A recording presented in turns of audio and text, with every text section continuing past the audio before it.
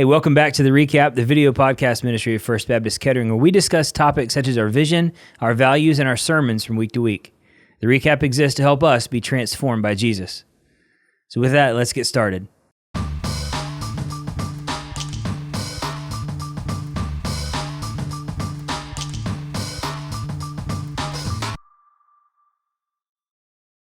Here we are, back at the table. Yeah. Round 2. Yeah. Man, it's been a crazy 2 weeks. Yeah, it has flown by. Leader development, disciple making, and then a bomb of a message, to quote YouTube. Pastor Landis dropped a bomb of a message here at the Sugar Creek campus. Pastor David and I walked through the same text, same points over at Eastmont in a question and answer format, basically a panel discussion for some of their families. And we had so much fun, but man, so many good things came out of this text. So I want to walk through that really quick, but this is going to look a little different. This is a revisiting of our next generation emphasis here as a church. So we're gonna walk through in a bit more detail about who we are as a church, how these milestones and ministry opportunities for families, family experiences, and the structure of our ministry, how it impacts us as parents, but also us as a church. We heard this past Sunday that we literally are impacting the generation of the church that's going to lead the church into the future. Now, they're not the church of the future, they're the church of right now with the ability to lead. So we'll get into that in just a second, but man, good stuff. Yeah. So tell me about Sunday. You introduced a passage, Psalm 127, really brief passage, power-packed though. Yeah. Lots of stuff there. So in your preparation, I always like to ask this question, in your preparation in this, what's one part of this message that just gripped you, that got a hold of you? Yeah. Probably that third point, verse 3. Behold, children are a heritage from the Lord. The fruit of the womb a reward. And just seeing that next generation as an inheritance that we give to the world so they can enjoy them. So it's not just having a perspective of for my kids only, but it's their kids as well. Like the spiritual investment we're making, it's generational. Right. And just understanding, one, God's purpose in that, but also my responsibility as a dad, as a pastor of students and families, of just that monumental responsibility that He's given us. It's huge. So that same verse, same point, during the Q&A time in my conversation with David on Sunday, we got to this point, and I shared that this very verse was prayed over. This passage was read over my daughter when she was born by our small group leader. And I thought, man, how crazy is it? And for me, the impact was on the reward part. I don't deserve a reward like the treasure of kids, right? Yeah. Especially when you look back and you say, "Oh my goodness!" Like you're saying, "I'm loved enough and trusted enough to be entrusted with another life." Yeah, holy cow! And that it's God's doing. Yeah, like I wouldn't do that. Knowing me in my mid-20s, like there's no way I'm qualified to do that. Yeah, it's an insane thing to think that God looks on His people and says, "I'm a giver of good gifts." Yeah. So I also shared, it's tempting. It can be tempting at times to be annoyed or frustrated when it comes to kids, right? Because we have stuff going on and they're learning and developing, and in the midst of their development, we want to get in the way and just say, "I just need you to get it." Right. And we don't stop to consider they're growing and they're a gift. We don't want to tie them up with the ribbon, right, to a chair when we sometimes feel like it. Sure. We want to unwrap who they are. Yeah, that's pretty help good. them explore who God made them to be, because they belong to Him first. They're entrusted to me to shepherd. So, man, not only are they that heritage part you spoke about that's going to last generations, they're a gift right now for me to steward to the next generation, right? Yeah. So pretty powerful point. So likewise, you and I had the same, like verse 3, this pivotal moment. So We have 5 great points from this sermon. A lot of great research, but what I really wanted to talk about is you and Stephanie sat down and spoke about urgency. Yeah. We spoke about, in the previous recap, milestones, a couple of our milestones, some things that we're investing in the next generation ministry. And we're structured in such a way that our kids and student ministries fall under the umbrella of Next Gen Ministry. So how does that work practically here at FBK? What do those ministries do under the umbrella of Next Gen Ministry? How do they function together? Yeah, I think just on a very foundational level, kids ministry and student ministry, we're not competing against one another. We're going in the same direction. We have the same purpose in mind, that we come alongside of the family unit and provide resource them to be the primary disciple makers of their kids. So we understand that what we do in kids ministry and what we do in student ministry, although they'll look different and they'll be contextualized in a different way, right? They're certainly going in the same direction. So when you think about, you mentioned something in the middle, I want to hold on to that and kind of walk this all the way through. We have ministries that cater, that speak to, that minister to specific ages and stages. Right. Yeah, kids, preschool, elementary, middle school, and high school, inside the Next Gen Ministry, inside the students and kids ministry. So there's layers. Next Gen, students and kids, preschool, elementary, middle school, and high school. But when I think about that across the church, and there's multiple views on this, on how we do ministry to families. So there's family integrated, Sure, right, where everybody goes to the same thing at the same time. They leave and come away. There's family equipping, which is basically who we are, I believe. We have ministries that offer things for kids and students and parents in small groups, and then we come together for worship together as appropriately as we can, and then we send them out.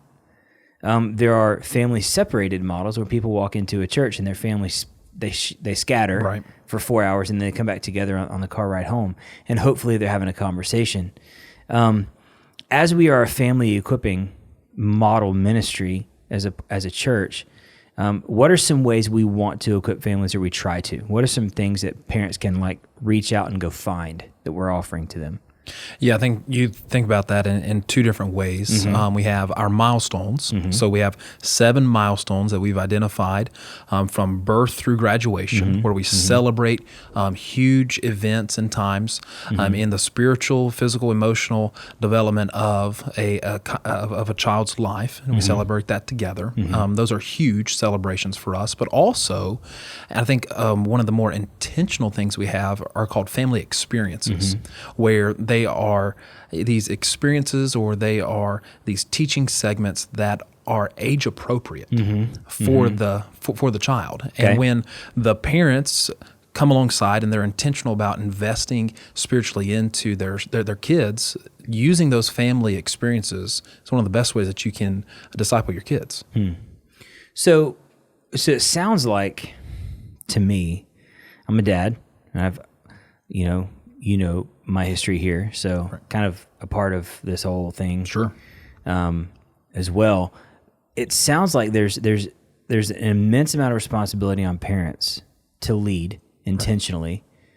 So how do we balance the relationship between the responsibility parents have and the responsibility we as a church have?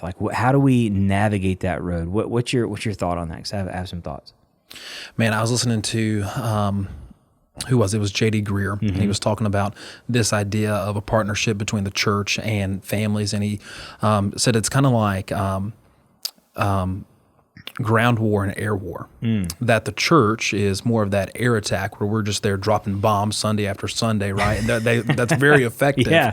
But if you don't have the ground troops to come in, victory is never really sustainable. So he says while the church is vitally important to the growth and discipleship of a child, and you can't really have victory there without it.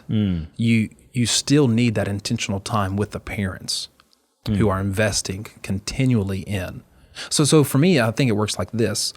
Since we have, as parents, around 8,000 hours a year of time to influence our kids spiritually, we're very intentional in that. So we do family devotions. We do family prayers, right? But that's only going to take so many so many hours a day, Right. or minutes a day. Right. One of the greatest ways that we're going to pass on faith to our kids is just modeling Christ Living in it. real world situations. Okay.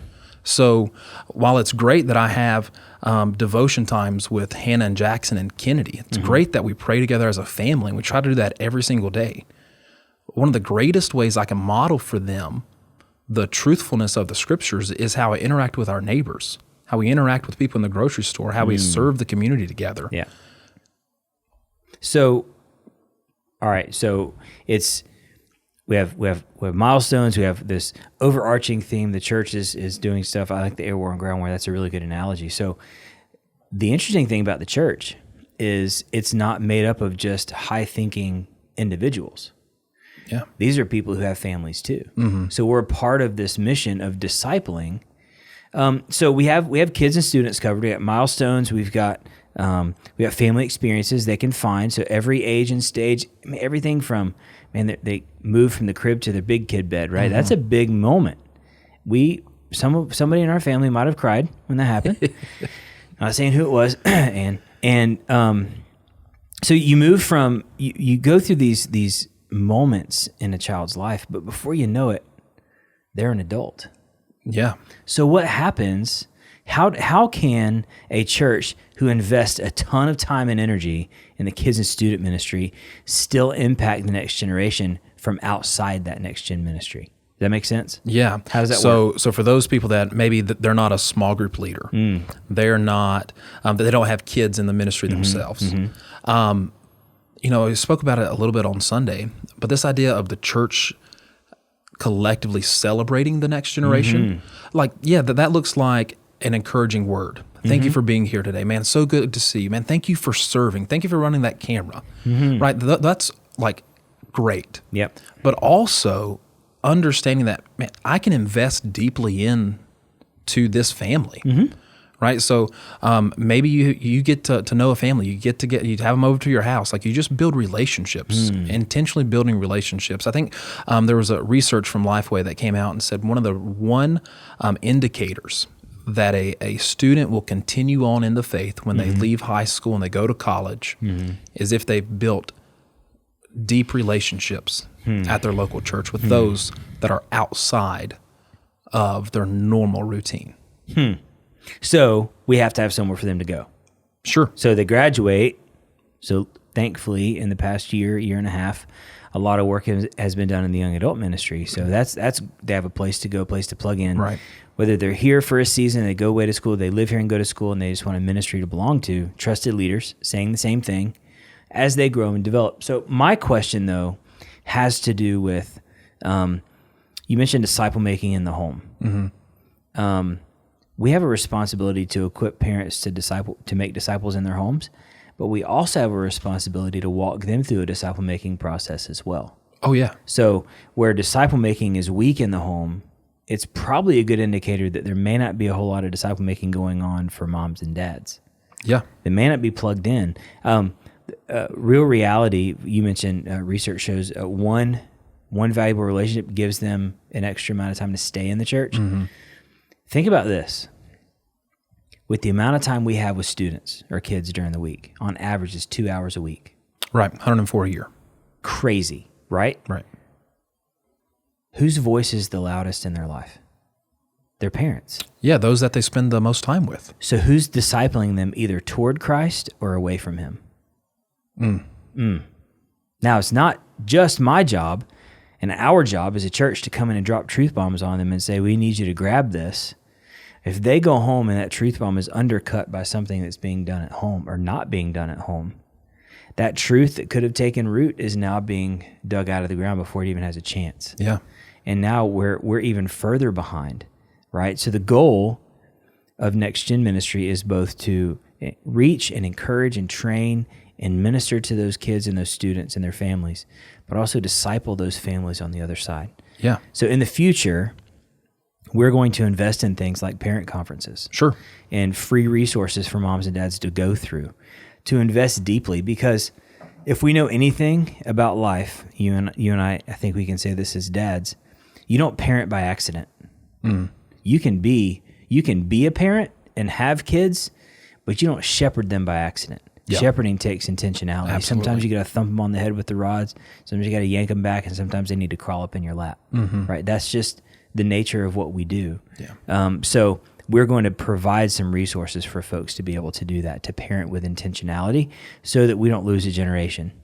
Yeah. So they can pass on that heritage, that legacy of faith. Such a powerful topic for us. And thank you for bringing the Word Sunday. Yeah. It was so fun to be a part of that, be a part of it here, and be a part of it at Eastmont. Church, we're looking forward to seeing how the next generation continues to grow and pursue Christ. I want to encourage you, if you have not done so already, look down below, smash that like and subscribe button on our YouTube channel. Stay tuned with what's going on around here. You can also give to our Vision Fund that's coming up. The harvest offering's coming this Sunday. We'd love to see how we can engage in the next generation, push forward in mission, taking the gospel to the neighborhoods and the nations, and seeing how we can create a more hospitable environment around here. All of those things are going to culminate in our Inspire Sunday, our Together Sunday for the Kingdom, celebrating 65 years of ministry as a church. We look forward to seeing you this Sunday, either in person or online. Let's go out and be the church. Have a great day.